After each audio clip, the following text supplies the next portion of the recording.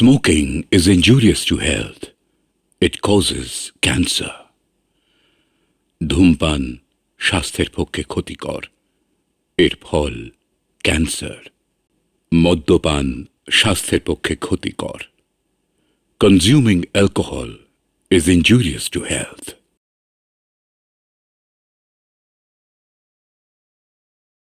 হ্যাঁ, আমরা যদি আমাদের এই পিকনিকটা এবার অক্ষয় স্যারের বাড়িতে করি।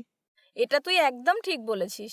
শুনেছি স্যারের গ্রামে একটা বাগান বাড়ি আছে। বলছিলাম স্যারের ওই বাগান বাড়িতে পিকনিক করাটা। আর তাছাড়া তারও তো কোনো আপত্তি থাকতে পারে। দেখ, স্যার হয়তো আপত্তি করবেন না। আমি যতদূর জানি বাগান বাড়িটা ফাঁকাই থাকে। স্যার এত সম্পত্তির মালিক, অথচ ভোগ করার মতো আপনজন বলতে কেউ নেই। ঈশ্বর এমনই, সবাইকে সব দিক থেকে সুখী রাখেন না। ভালো মানুষের তো একদমই নয়। জানিস তো, আমার মনে হয় স্যারের কাছে যদি আমরা প্রস্তাবটা রাখি না, স্যার আনন্দেই গ্রহণ করবেন। আমার মনে হয় স্যার প্রস্তাবটা শুনে খুব খুশি হবেন। এই শোন না, আমার না অক্ষয় স্যারের বাড়িতে পিকনিক করতে খুব ইচ্ছা করছে রে। স্যারের কলেজ জীবনে পড়ানো শেষ, আর আমাদের কলেজ জীবনে পড়া শেষ। কলেজ লাইফের শেষ পিকনিক, এর থেকে ভালো জায়গা আর হতেই হ্যাঁ, পারে হ্যাঁ, না। ঠিক। তাহলে চল সবাই মিলে আমরা অক্ষয় স্যারের কাছে প্রস্তাবটা রাখি। হ্যাঁ, হ্যাঁ, চল চল। কি রে বনি, যাবি তো?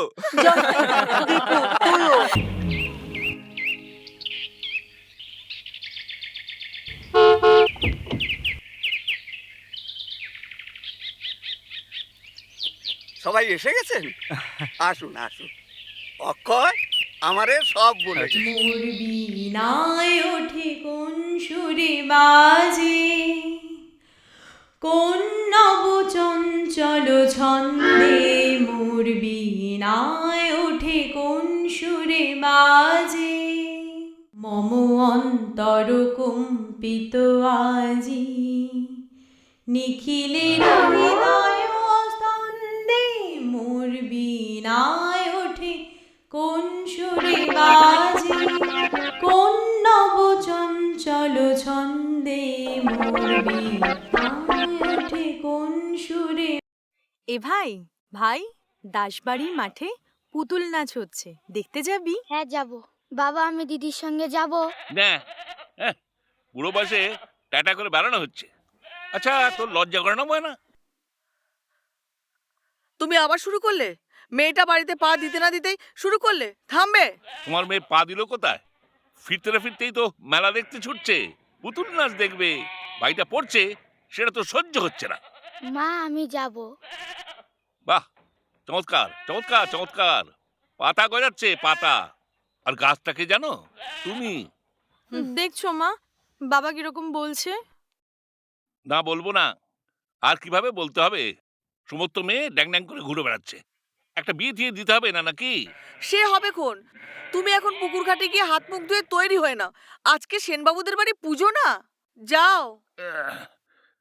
এই যাচ্ছি, তাই যাচ্ছি। হ্যাঁ যাও। তবে একটা কথা বলি, মেয়েকে এত এত মাথায় তুলো না, মরবে।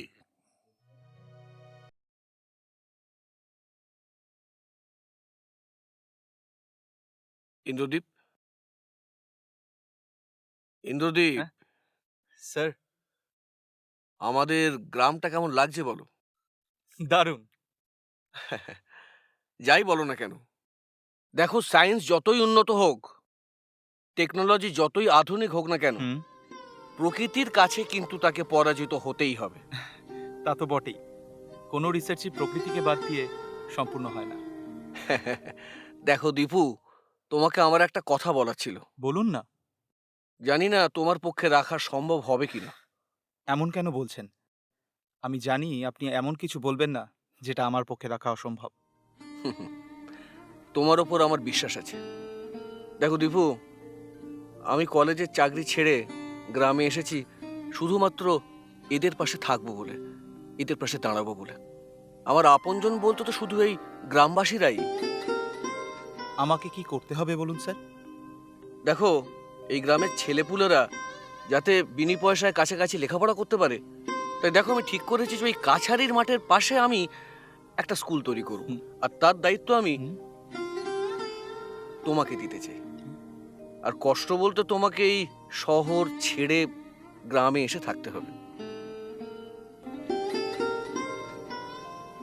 এই গ্রামে থাকবো? কেন, কি ভাবছো? না, তা নয়, আমি রাজি। তুমি আমাকে নিশ্চিন্ত করলে। আমি চাই যে ফাইনাল পরীক্ষার রেজাল্ট আউটের পরে তুমি জয়েন করো। হুম এই 2 মাসের মধ্যে আমরা স্কুলটাকে একটু সাজিয়ে নিতে পারবো, হুম আর বাচ্চাগুলোকে একটু একত্রিত করতে পারবো। হ্যাঁ স্যার। তুমি বিশ্রাম নাও, আমি আসি।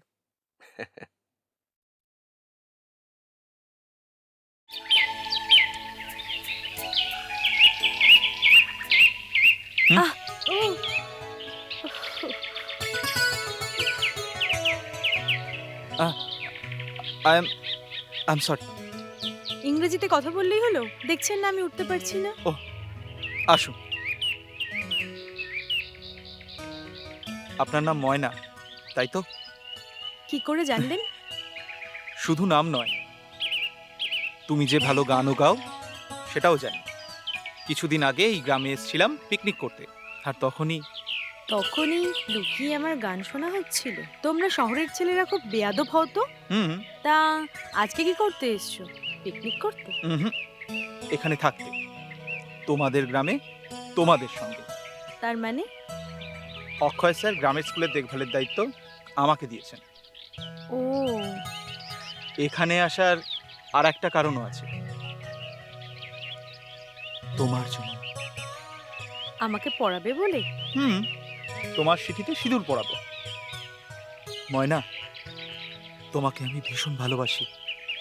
তোমাকে পেতে আমি সবকিছু করতে রাজি। অনেক দেরি হয়ে গেল, এবার আমি যাই।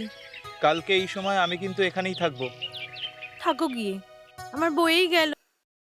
মাসিমা, মেসোমশাই, কেমন আছেন? ভালো। তুমি ওই মনুময় বাবুর ঠিকই ধরেছেন, আমি এই গ্রামের পঞ্চায়েত সদস্যের শালা। বাবা, এই কথাটা বলতে এত বড় একটা শ্বাস নিতে হলো? ময়না কোথায়? ময়না বাড়ি নেই। কোথায় যে যায়, ওকে নিয়ে আমার এত চিন্তা। কেন? তোমার কেন এত চিন্তা? আসলে নিজের মুখে বলতে লজ্জা করছি। ও আমার বউ হবে কি না। হ্যাঁ? আপনারা আমার বাবা মা। ময়নাকে আমি খুব ভালোবাসি, ময়নাও আমাকে খুব ভালোবাসে। আপনারা বাবা মা হয়ে ওর মনের কথাটাও বুঝতে পারেননি। কি বুঝবো? তোমার সঙ্গে ময়নার বিয়ে, তাই তো? হ্যাঁ, এই দেখো এই পটল, আমরা এখন ব্যস্ত আছি, বুঝলে? ব্যস্ত আছি, এইসব ব্যাপারে তোমার সাথে পরে আলোচনা করবে। হ্যাঁ, তুমি এখন যাও। আসলে শুভ কাজ তো ঝুলিয়ে রাখতে চাই না, তাই নিজেই পাকা কথা বলতে এলাম। ঠিক আছে, বেশ তো। ময়না ফিরুক, তারপরে ওর সঙ্গে কথা বলে তোমায় জানিয়ে দেবো। এবার লক্ষ্মী ছেলের মতন বাড়িতে গিয়ে ঘুমিয়ে পড়ো, না বুঝেছো? না, ময়নাকে আমার খুঁজতেই হবে। আমি এই গ্রামের পঞ্চায়েত সদস্যের শালা। ময়না কোথায় গেল নেই কো আমার জানা। ময়না, ময়না। সত্যি কথা বলতে কি ময়না, একদিনের মধ্যে তোমাকে এতটা কাছের করে নিতে পারবো আমি কোনোদিন ভাবতে পারিনি। আমিও ভাবতে পারিনি। এই জন্যই কথায় আছে, ভালোবাসা করতে হয় না, হয়ে যায়। দীপু, আমাকে কখনো ভুলে যাবে না তো? কথা দিলাম, কথা দিলাম, সারাটা জীবন এইভাবে আঁকড়ে রাখবো। কি হয়েছে মাসিমা? ও কিছু না। আয় মায়, বস। আয়, এখানটা বস। আয়, বস বস। তোকে একটু দেখি মা। বাবা, তুই কত গয়না পরেছিস রে! হারটা কি সুন্দর রে, সোনার। বাবা, আরেকটা ছোট হার পরেছিস। এই দেখি দেখি দেখি চুড়িগুলো। চুর, তারপরে বালা, চুড়ি। আর শাড়িটা কে দিয়েছে? বর না শাশুড়ি? আমার ময়না মাকেও এই সাজে না খুব সুন্দর লাগবে। আহ মা, একটু চুপ করো তো। কে, রুমা নাকি? হ্যাঁ মেসোমশাই। বস, খানিকটা সেরে আসছি। রুমা দিদি, এর মধ্যে কি আছে? মিষ্টি। কোথাকার বলতো? কলকাতার বড় একটা দোকানে। এরকম বড়? হুম। ওই দোকানে খেলনা পাওয়া যায়? তুই না একটা বোকা। মিষ্টির দোকানে কখনো খেলনা পাওয়া যায়? কলকাতার মিষ্টির দোকানে খেলনা পাওয়া যায় না? তাহলে ওখানে কোথায় খেলনা পাওয়া যায়? যেখানে পাওয়া যায় সেখান থেকে তোকে আমি ভালো ভালো খেলনা এনে দেবো, ঠিক আছে? কি মজা কি মজা, আমি এটা নিয়ে যাচ্ছি। আরে আরে, কোথায় নিয়ে যাচ্ছিস? এই ময়না, ময়না দেখ তো, ময়না দেখ। থাক না মাসিমা। এই না না, দাঁড়াও তো, আমি দেখছি। মিষ্টির বাক্সটা নিয়ে চলে গেল। এই এই শোন শোন, জানিস ময়না, আমার বরের বাড়ি 1, 2, 3 তলা। এই সাউচু, আমাদের তো একটা গাড়িও আছে, আমি গাড়িতে করেই এসেছি। এখানে ঢুকবে না তো, তাই ড্রাইভার ওই গলিতে দাঁড়িয়ে রয়েছে। ভালোই তো। জানিস ময়না, আমাদের বাড়িতে 3-4টে কাজের লোক, আমাকে কোনো কাজই করতে হয় না। ওই খিদিরপুরে বড় সোনার দোকান তো। এই যে আর এই যে গয়নাগুলো দেখছিস সব আসল। ও আমাকে বলেছে একটা সুন্দর আমার নামে একটা খুব ভালো বাড়ি বানিয়ে দেবে। রুমা, তুই একটু মার সঙ্গে কথা বল, আমি আসছি। এই কোথায় যাচ্ছিস? একটু দরকার আছে রে। আরে কোথায় যাচ্ছিস? সত্যি? হ্যাঁ রে রুমা, তোর বর কত আয় করে?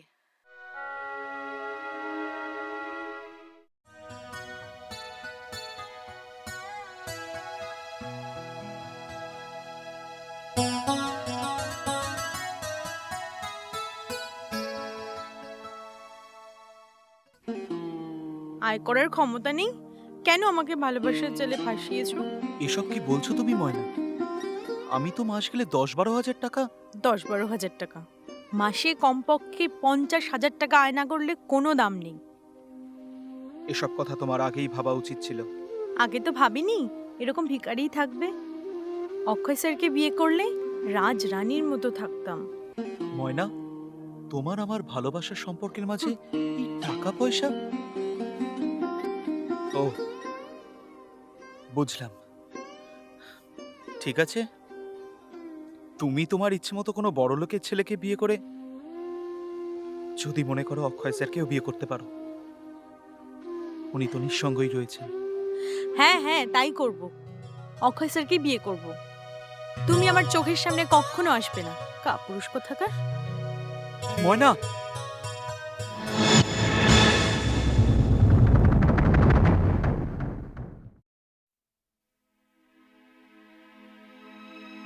আরে ময়না, এসো এসো এসো। স্যার, আমি আপনাকে বিয়ে করতে চাই। হ্যাঁ, বসো। আমার নিয়ে ব্যঙ্গ করছো? শত হলো আমি কিন্তু একজন বয়স্ক মাস্টার। আমি আপনাকে ভালোবাসি, আগে কখনো বলতে পারিনি, কিন্তু আপনাকে দেখে খুব একাকী মনে হয়, তাই আমাকে দয়া দেখাতে এসেছো, তাই তো? দেখো ময়না, বাবা মা স্ত্রীকে হারিয়ে আজ আমি নিঃসঙ্গ। একজন নিঃসঙ্গ বয়স্ক মানুষকে তার নিঃসঙ্গতার হাত থেকে বাঁচাবার জন্য তুমি তাকে বিয়ে করতে এসেছো। বিশ্বাস করুন স্যার, আমি সত্যিই আপনাকে খুব ভালোবাসি। আপনার যদি কোনো আপত্তি না থাকে আমি বিয়ে করতে চাই। দেখো ময়না, তোমার বয়স কম, তুমি খুবই ছোট, তাই এসব কথা বাদ দিয়ে এসো আমরা অন্য বিষয় নিয়ে কথা বলি। আমাকে পছন্দ না সেটা বলতেই পারতেন, শুধু শুধু ঘুরিয়ে ফিরিয়ে। তোমার বাবা মা মেনে নেবেন? দেখো ময়না, দাম্পত্য জীবনে স্ত্রী স্বামীর থেকে যেটা আশা করে তুমি ভাবলে কি করে সেটা আমি তোমায় দিতে পারবো? আমার বয়স সম্পর্কে তোমার যথেষ্ট আইডিয়া আছে নিশ্চয়ই। 50। আমি সব জেনে বুঝে সিদ্ধান্তটা নিয়েছি। আর বাবা মা আত্মীয় স্বজন, বিয়েটা আমি করব, ওরা নয়। কেউ যদি বাধা দিতে আসে ভয় পাই না, কেননা আমি 18 পেরিয়ে গেছি।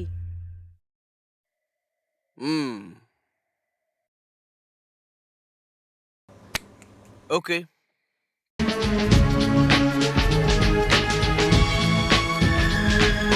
সারা গায়ে দেখো কত বিদ্যুৎ চমকায়, সর্বদ্বীপে আলোটা উঠলে পড়ে যায়। সারা গায়ে দেখো কত বিদ্যুৎ চমকায়, সর্বদ্বীপে আলোটা উঠলে পড়ে যায়। নিরালায় চুপ চুপ পান করো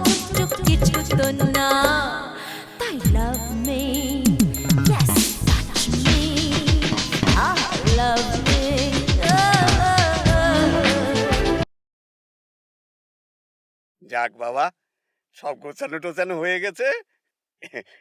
এবার তাহলে আমার ছুটি। তোমরা সুখী ঘর সংসার করো। হ্যাঁ, জটাদা, হ্যাঁ? ওরকম বললে কিন্তু যেতে দেব না। শোনো, বড় জোর 1 সপ্তাহ, তার বেশি কিন্তু নয়। হুম। দেখেছো বৌমা, দেখেছো কেমন ছেলে মানুষের মতো কথা বলে। আচ্ছা, কতদিন পর আমি দেশের বাড়ি যাচ্ছি বলো? হ্যাঁ, আর শোনো, তাছাড়া এখন বৌমা এসে গেছে, আমার থেকে না অনেক বেশি খেয়াল রাখবে তোমার। অত শত বুঝি না। হ্যাঁ, দেশের বাড়ি যাচ্ছ যাও, কিন্তু তাড়াতাড়ি ফেরা চাই। আমাদের রেখে বেশি দিন থাকা চলবে না। বুঝেছি বুঝেছি। আচ্ছা আচ্ছা, ঠিক আছে ঠিক আছে, আসবো আসবো। অক্ষয়, হ্যাঁ? আমি এখন চলি, এসো এসো। ট্রেনটা আবার পাবো না। আহা, মন খারাপ করো না, যাবার সময় চোখে জল ফেলতে নেই। 1 সপ্তাহের মধ্যে মনে থাকে যেন। আমি চলে আসবো, চলে আসবো। এসো এসো এসো।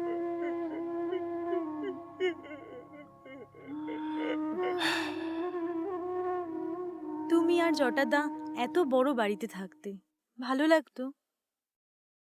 তোমার সঙ্গে মেশার পর মনে হচ্ছে লাগতো না। তোমার মতো এত সম্পত্তির মালিক যারা, তাদের এত সাদাসিধে থাকা মানায় না।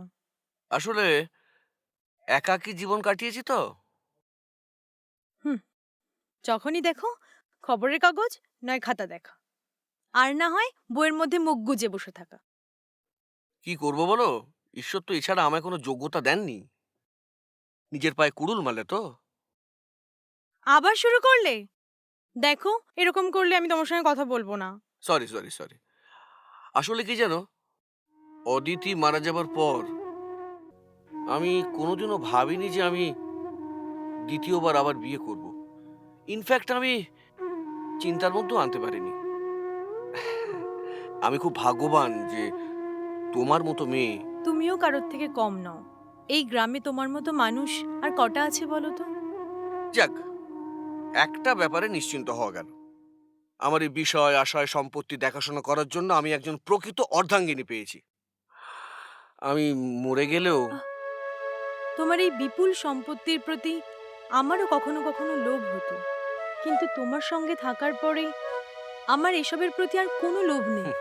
এখন আমি শুধু চাই তুমি সুস্থ স্বাভাবিক হয়ে বাঁচো, হুম, আর আমাকে এরকম করে ভালোবাসো।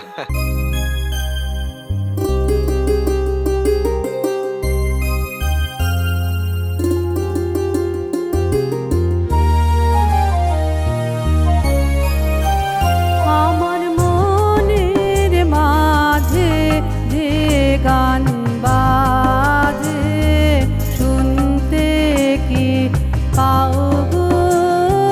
মনের মাঝে যে গান বাজে। কচি পাতা প্রথম প্রাতে কি কথা কয় আলোর সাথে। কচি পাতা প্রথম প্রাতে কি কথা কয় আলোর সাথে।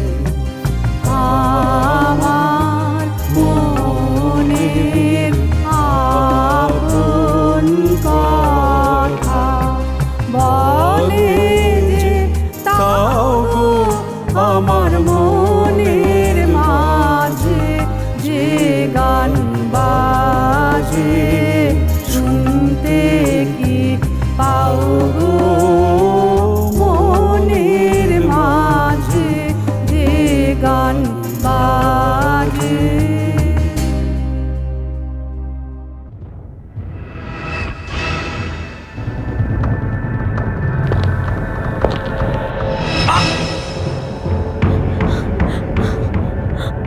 কি হলো? কি হলো তোমার?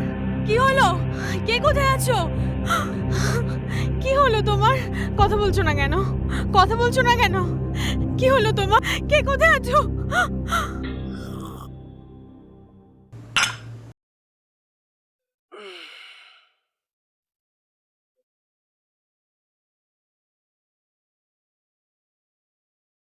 বাড়ির সিঁড়ি থেকে পড়ে প্রফেসর অক্ষয় চক্রবর্তীর মৃত্যু? স্যার মারা গেছেন?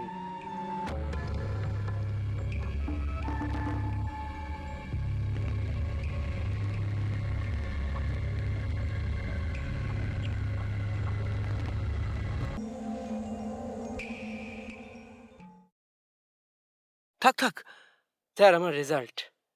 ও দেখি।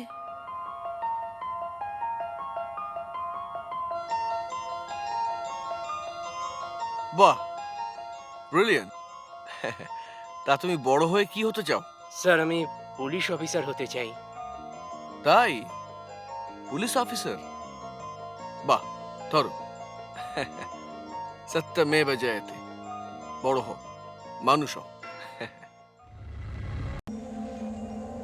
আর সম্পত্তি মানুষটাই রইল না। আসলে উনি তো প্রফেসর ছিলেন, সবসময় গ্রামের উন্নতি আর সমাজের মঙ্গলার্থে ভাবতেন। তাই গ্রামের প্রতিটি মানুষ ওনাকে দেবতা জ্ঞানী মানতেন। আপনাকে একটা অনুরোধ করব? বলুন। আমার এই সমস্ত কাজের প্রয়োজনে আপনাকে ডাকলে পাবো তো? হ্যাঁ, অবশ্যই। ম্যাম, তাহলে আমি আসি। নমস্কার।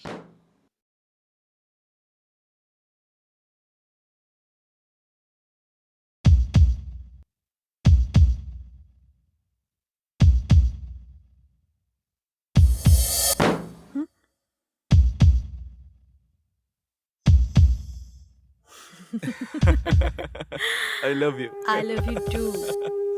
এখন এই বিশাল সম্পত্তির মালিক শুধু আমি আর তুমি। নাটকটা তুমি ভালোই করলে। ও তাই? শুধু আমি? অভিনয়টা তো তুমিও খারাপ করনি। চমৎকার। অভিনয়টা আপনারা দুজনেই খুব সুন্দর করেছেন, কিন্তু মুশকিল হচ্ছে নাটকটা তো এখনো বাকি আছে। শোভের, আপনাদের থানায় যেতে হবে। থানায়? ষড়যন্ত্রের জাল বিছিয়ে অক্ষয় বাবুকে খুন করলেন। এবারে আইনের জালটা দেখে নিন। উনি তো সিঁড়ি থেকে পড়ে মারা গেছেন, আর মেডিকেল রিপোর্টেও তাই আছে। হ্যাঁ, তা অবশ্য আছে, কিন্তু অক্ষয়বাবু কি করে পড়ে গেলেন, কেন পড়ে গেলেন, সেখানে একটা কোশ্চেন মার্ক থেকে যায় না? আপনারাই ফেলে দিয়েছেন।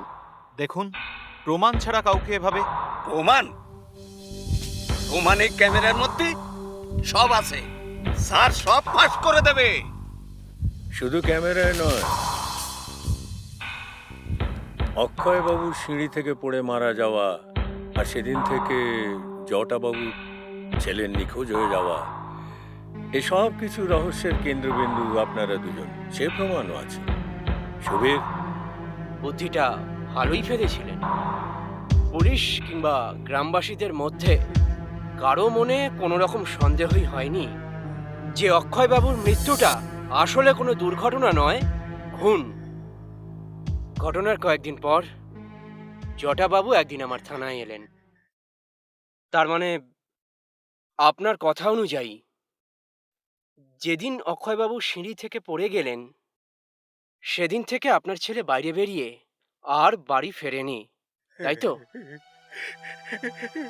হ্যাঁ দারোগা বাবু, ও মাঝে মধ্যে না বলে কোথায় চলে যেত, কিন্তু আবার ফিরেও আসতো দারোগা বাবু, কিন্তু এবার আর এলো না, এলো না। প্লিজ, আপনি আপনি ভেঙে পড়বেন না। অক্ষয়বাবু প্রায়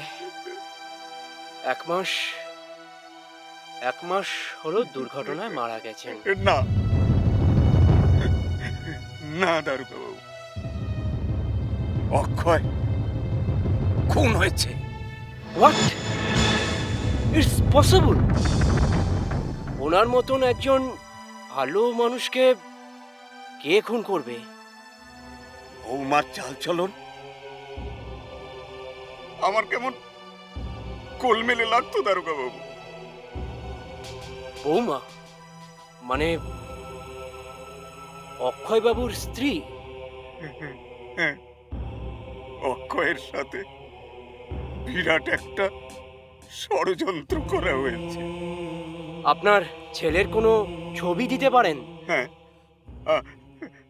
আছে আছে।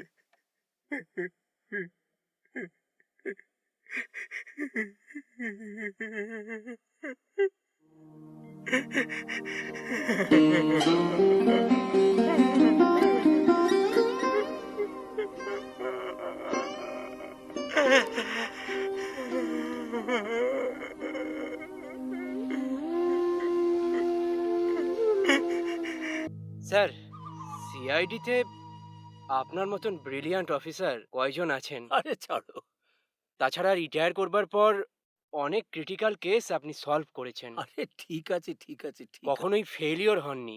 আবার আপনার পূর্ণ সহযোগিতা পেলে আমি অক্ষয়বাবুর দুর্ঘটনার তদন্ত করে দেখতে চাই সত্যি উনি সিঁড়ি দিয়ে পড়েছেন না এটা একটা মার্ডার। হোয়াট? কি বলছো কি? মার্ডার? রিয়েলি?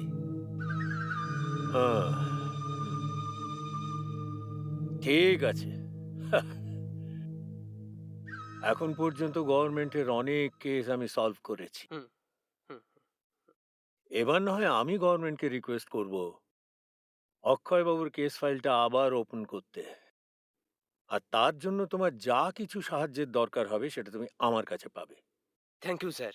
ওয়েলকাম।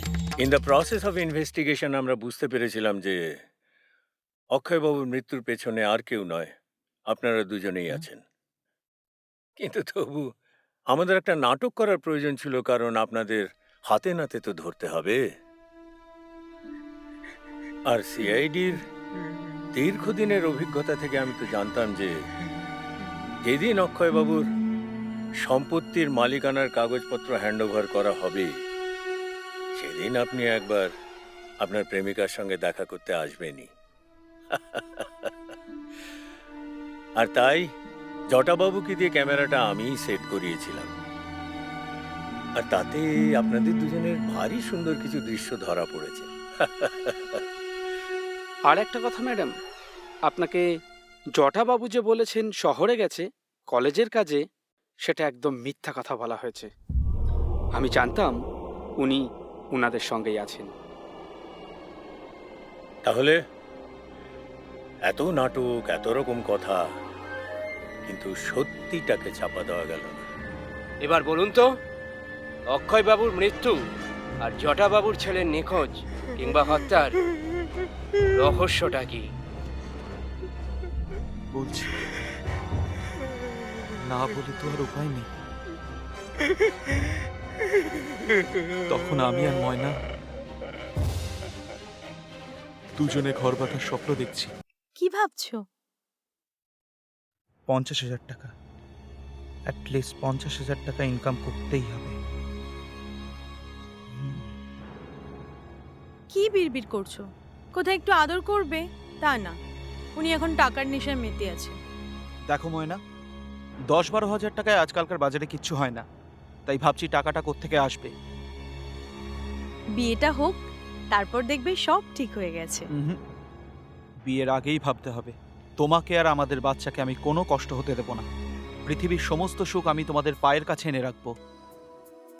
দেখো দীপু, আর 5টা মেয়ের মতো আমিও চাই আমার স্বামী অনেক টাকা আয় করবে, আমার বাচ্চাদের ভালো করে মানুষ করবে, কিন্তু তার জন্য তো তোমাকে চোর ডাকাত হতে বলতে পারি না। আরে বোকা, চোর ডাকাত হতে যাব কেন? বিজনেস করব। সে তো খুব ভালো কথা, কিন্তু আমি যতদূর জানি এত বড় বিজনেস করার মতো টাকা তোমার কাছে নেই। তাহলে কি করে এত বড় স্বপ্ন দেখছো তুমি? তোমাকে কে বললো যে আমি ইনভেস্ট করে বিজনেস করব? আমি যে বিজনেসটা করব তাতে কোনো ইনভেস্টমেন্টের প্রয়োজন নেই। শুধু দরকার একটু বুদ্ধি আর একটু নাটক, যেটা তোমাকে আর আমাকে মিলে করতে হবে। কে বলবে কোটি কোটি টাকার সম্পত্তি ওই লোকটার? অথচ কি সাদামাটা জীবনযাপন করে। তুমি কি মাথা মুন্ডু বলছো? আচ্ছা, অক্ষয় স্যারের প্রচুর সম্পত্তি, তাই না? অত বড় বাড়ি, আর থাকার মধ্যে দুজন, উনি আর কেয়ারটেকার। হ্যাঁ তো বাবা মার এক ছেলে, তারা অনেক আগেই গত হয়েছেন। দেখার মধ্যে ছিল এক বউ, সেও 5 বছর আগে মারা গেছে। এদিকে বাচ্চা কাচ্চাও নেই। আমাদের কথা ছেড়ে উনি এখন পড়লেন অক্ষয় স্যারকে নিয়ে। উফ, আরে ধুর বোকামে, এই অক্ষয় স্যারই হলো আমাদের স্বপ্ন পূরণের তুরুপের দাস। তুমি ঠিক কি বোঝাতে চাইছো বলো তো? ময়না, হুম। তুমি অক্ষয় স্যারকে বিয়ে করবে। কি? ঠিকই বলছি। ওনাকে বিয়ে করার পর তুমি ওনার সম্পত্তির অংশীদার হবে। তারপর আমি যেভাবে বলবো সেভাবে চলবে, বাকি কাজটা আমি করে নেব। বাবা, এই না হলে ভালোবাসার মানুষ। নিজের ভাবি বউকে পাঠিয়ে দিচ্ছেন উনি অন্যের বিছানায়। আরে বাবা, শুধুমাত্র তো বিছানাতেই পাঠাচ্ছি, আর তো বেশি কিছু করতে বলছি না। শোনো শোনো, তুমি তো আমার রাতের আদুরে প্যাঁচা। তাই ওই বুড়োটা আবার গা ঘাসার চেষ্টা করে না তো? তা মাঝে মাঝে করে, কিন্তু তার ওষুধটা আমার কাছে রেডি থাকে। বেচারা, বিয়ে করার পরও তার বিবাহিত। তুই কে রে? তুই এখানে কি করছিস? আমি শামু, আমি এখানকার কেয়ারটেকারের ছেলে। চটাদের ছেলে? হ্যাঁ, আমার স্যারের সম্পত্তির উপর আমার অনেক দিনের লোভ। আশা করেছিল সব সম্পত্তিও পাবে, কিন্তু অক্ষয়বাবুর সঙ্গে আমার বিয়ে হওয়াতে ওর বাড়াভাতে ছাই পড়লো। তুই তো সাংঘাতিক চিজ গুরু। হ্যাঁ, এতদিন ধরে আমাদের উপর নজর রাখছিস, তুই তো আমাদেরও ছাড়িয়ে গেছিস। আমাকে মেরো না, আমাকে ছেড়ে দাও। আমি আর কোনোদিন এখানে আসবো না। আমি আমি কাউকে বলবো না, আমাকে ছেড়ে দাও। কি করবে? কি করব? তুমি বলছো অক্ষয় বাবুর ধন সম্পত্তি পাওয়ার আশাতেই ও এতদিন বেঁচে ছিল, সেটাই যখন আর পাওয়া হবে না, তাহলে আর বেচারার বেঁচে থেকে লাভ কি বল? হ্যাঁ, অক্ষয় বাবুর সম্পত্তি দিবি? হ্যাঁ, অক্ষয় বাবুর ধন সম্পত্তি দিবি? এটা আমার নাটক, এই নাটকে আর কোনো চরিত্র ঢুকবে না, ঢুকবে না। অক্ষয় বাবুর সম্পত্তি আমার, অক্ষয় বাবুর ধন সম্পত্তি আমার।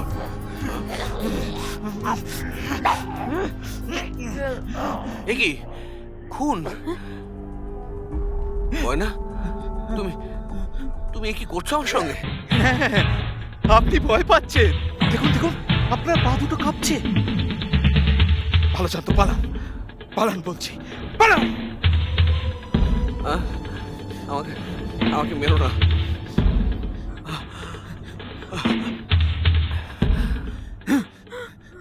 তোমরা তোমরা ভুল করছো। মেরো না। আমি তোকে সব সব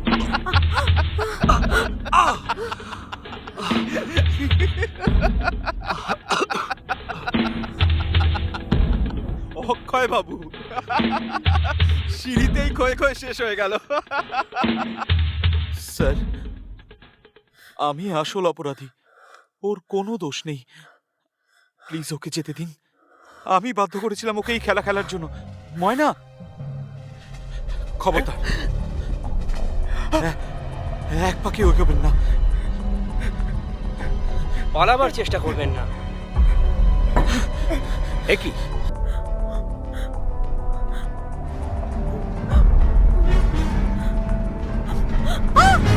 ময়না, এ কি করলে? তোমায় ছাড়া এই পৃথিবীতে আমি একলা থাকবো কি করে? ময়না, আমি আসছি, তোমার কাছে আসছি ময়না।